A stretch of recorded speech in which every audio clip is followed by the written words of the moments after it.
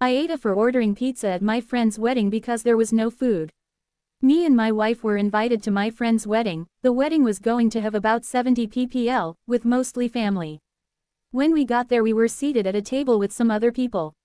Nice people, and we mingled well and had a good time chatting. The wedding was also quite nice. Both my friend and his new wife were very happy. After the ceremony every table got 2 bottles of wine, bread, butter, and there also was an open bar, so we started to have a few drinks. Then the food came out. It looked really good. The food was set up for buffet. I was half buzzed and looking forward to getting some food in my belly. When it was time to eat, every few tables at a time were going to get called, which is fine. The first few tables that were called were understandably the family of both sides, then the rest were. The problem was that the family members' keys in-laws are larger people.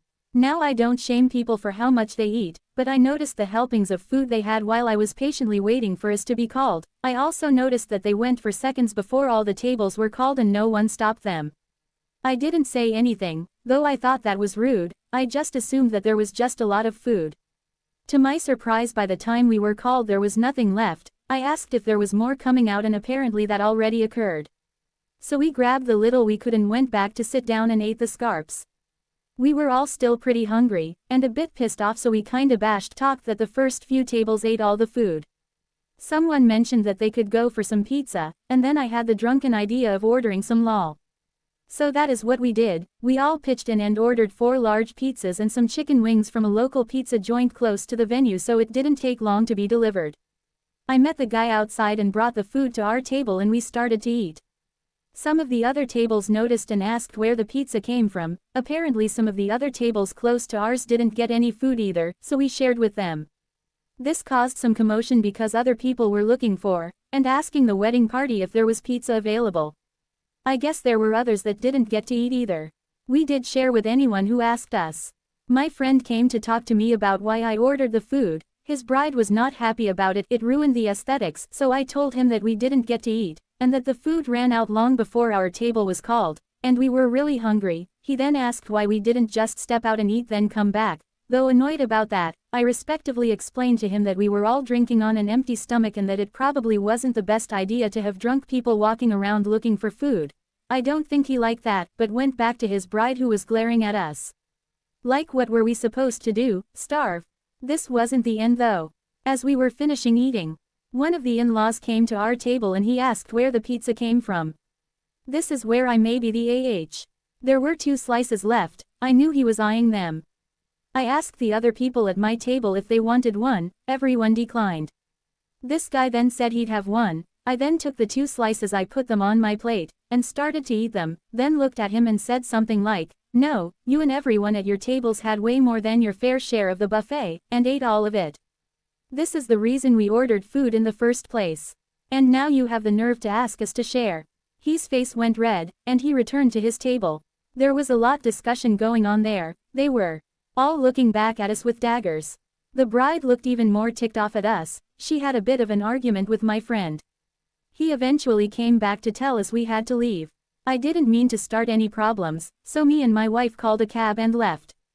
He called me a few days later, and we had a long talk. I explained my perspective, and he agreed that his in-laws were really rude for eating all the food and leaving most of the other guests with very little. A lot of people actually complained to him about it. Everyone was drinking thinking that there would be food and they were disappointed. He was upset with his in-laws because he told them how many guests there would be and to order the food for that many people. He also saw how much they were taking but assumed they ordered enough. He was wrong. He brought this up with his wife, and she said that apparently because the in-laws paid for the alcohol and the food they felt entitled to eat what they wanted. She was really mad at them, and reamed them out for tainting her special day.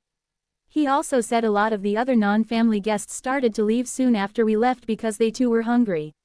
They still had fun celebrating, but it did kinda put a downer on their special day. Out of 70 ppl about 30 left. I also found out that guy that came to our table was his Phil. Was really embarrassed by what I said to him. He felt pretty bad when he found out close to half the guests didn't get to eat anything and left early. So I ate a edit. My goodness, I didn't think I was going to get this kind of response, lol, so many comments. I went through a good chunk of the messages and thought that it would be easier to address the common ones here. 1. The only reason I ordered the pizzas was because I was drinking. All I ate that day was a sandwich for lunch and some bread that was at the table, so I needed something more substantial in my stomach so I wouldn't get sick, so no, I couldn't wait it out a few hours. I wasn't the only person drinking either because the open bar was booming. However, I guess I could have held back on drinking a bit until the food came out. 2. Those saying that I fat shamed the Phil. I am going to have to disagree. I didn't say anything to him about his body, I was only honest with him about why I had to order the food. I don't judge people based on looks, and accept everyone for who they are, as they are. You can't judge a book by its cover, so I judge people based on their actions. If you knew me, you would see that my friends group ranges from basic people to freaks and weirdos lol. In fact, a good friend of mine nicknamed Crusher is a big dude, absolutely hilarious, and super fun to hang out with. 3. This is not an AI-generated post lol. My intelligence may be limited, but there is nothing artificial about it. 4. The buffet was at my friend's request. He loves buffets and this was his added touch to the wedding. He also chose the dishes. I know that it is not common for weddings to do buffets, but that's what he wanted. Thanks everyone for your comments, I will continue to read them and update this thread accordingly. Hey guys, I already have an update. First, I never stated when the wedding happened, the wedding was last week on July 20th. My friend just stopped by for a little bit. Apparently his wife was more upset than he initially said, but not at me, towards her family.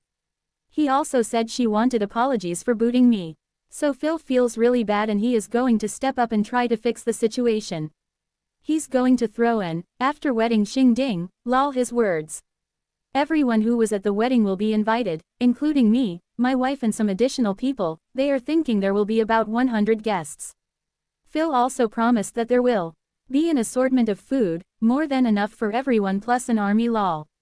He also wanted to personally let me know that there will be 50 large pizzas from the same joint I ordered from. That is his way of adding some humor to the situation. I think it's pretty funny lol. He's also going to hire a DJ or a live band. Possibly have some fireworks and arrange other events like axe throwing, and a bonfire. This actually sounds like it going to a real fun time. The only difference is that this will be a BYOB event, which bis no big deal. Phil is pulling in a favor from a friend of his who owns a farm. The farm has 2 guest houses and the main house as well as plenty of space outside.